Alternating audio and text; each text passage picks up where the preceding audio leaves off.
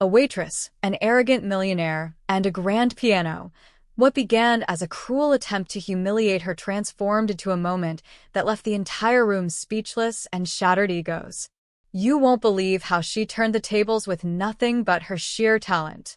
It was a warm Friday evening, and the gentle hum of conversations filled the upscale restaurant, La Fontaine, nestled in the heart of Raleigh, North Carolina.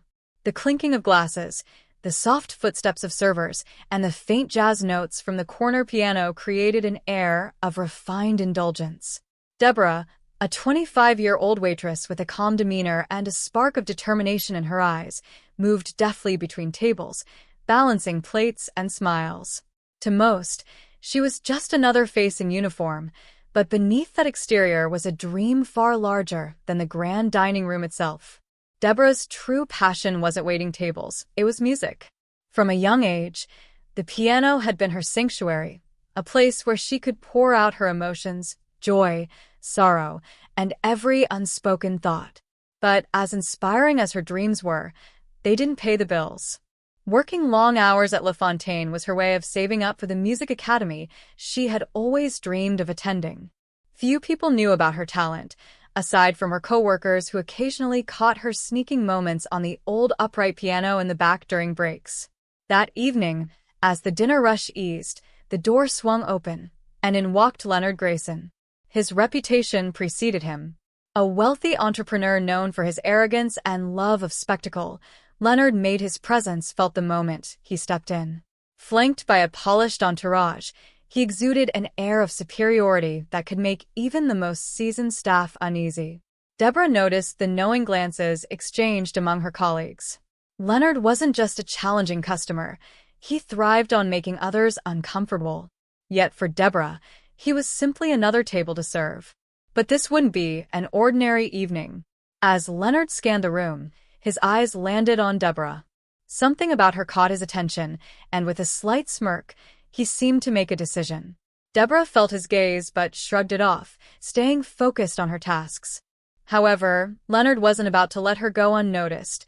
He had already decided she would be the night's entertainment. Deborah's story began in a small South Carolina town where dreams of grandeur seemed as distant as the stars. Raised by her hardworking single mother, music had been her solace amidst life's challenges. Her mother's vinyl records and a gifted, out-of-tune piano became the seeds of Deborah's passion. She taught herself to play, mimicking radio tunes and mastering classical pieces from second-hand books.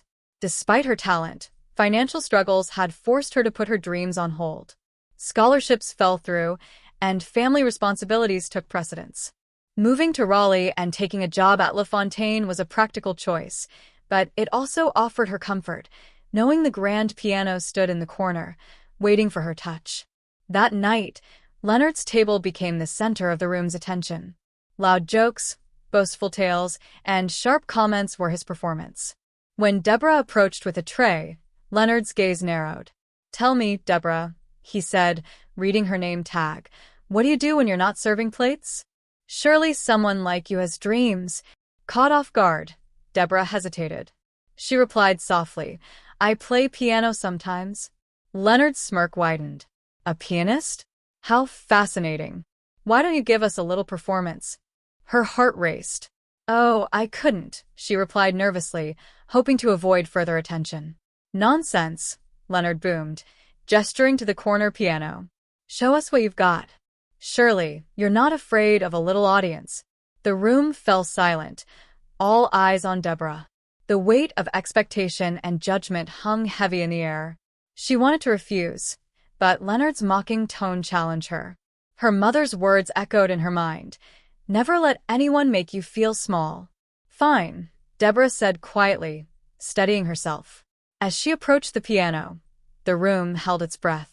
Sitting before the gleaming keys, Deborah closed her eyes, letting her hands rest lightly on the surface. Then, the first notes emerged, soft, tentative, but filled with emotion. She played Clair de Lune with a depth that silenced the entire room. Every note carried a piece of her story, the sacrifices, the struggles, the dreams she had tucked away. The air was heavy with awe as the melody soared, her fingers moving with grace and conviction. When the final chord echoed and faded, the room was completely still. Then, like a dam breaking, applause erupted, thunderous and heartfelt. Diners stood, clapping fervently. Even her co-workers beamed with pride. Leonard, however, sat frozen, his smug expression replaced with discomfort. He clapped reluctantly, unable to hide his humiliation. Deborah stood, her head held high. She met Leonard's gaze and said with quiet confidence, "Everyone has a gift. It's how you choose to use it that matters." The night ended with Leonard and his entourage leaving quietly, their arrogance subdued. For Deborah, the moment wasn't just about silencing Leonard. It was a reminder of her worth and the power of her music. As she walked home that night, she felt something she hadn't in years: certainty. Her journey as an artist had only just begun, and nothing, not fear, doubt, or dismissive words, could hold her back. What about you? What dream are you holding back because of fear? Don't wait for someone to test you. Take your step forward now. If Deborah's story moved you, subscribe for more tales of resilience and triumph. What happened to Deborah wasn't just a moment of artistic triumph, it was a turning point.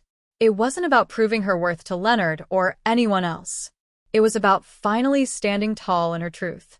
For so long, she had let her dreams sit in the shadows, tucked away behind bills, shifts, and self-doubt. But that night, under the warm glow of the chandeliers and the gaze of a room that had underestimated her, she broke free. With every note she played, she wasn't just telling her story, she was claiming it. The aftermath, a ripple effect. Word of Deborah's performance spread like wildfire. Patrons who had been there shared their accounts with friends and family. Some even returned to La Fontaine just to catch a glimpse of the waitress-turned-pianist who had silenced a room. And then came the unexpected. A phone call that would change everything. A music producer, who had been dining that night, reached out. He wasn't there to make empty promises of fame or fortune. Instead, he offered Deborah a chance to record a demo. "It's just the first step," he said. "But you have something real, something the world needs to hear." Deborah didn't hesitate. She said yes, not because she thought it would make her an overnight sensation, but because she knew this was the door she'd been waiting for. A door she was now ready to walk through. Resilience over ridicule. Leonard Grayson? He faded into the background of her story, a footnote rather than a chapter. His mocking words, his attempts to diminish her, they only highlighted her strength. Because while Leonard had tried to tear her down, Deborah had risen higher. And the best part? She did it without stooping to his level. She let her music speak for her. What dreams are you waiting on? Deborah's story isn't just about music. It's about the power of resilience, authenticity, and self-belief. It's about refusing to let the Leonard Graysons of the world dictate your worth. So, what about you? What dream have you been keeping in the shadows?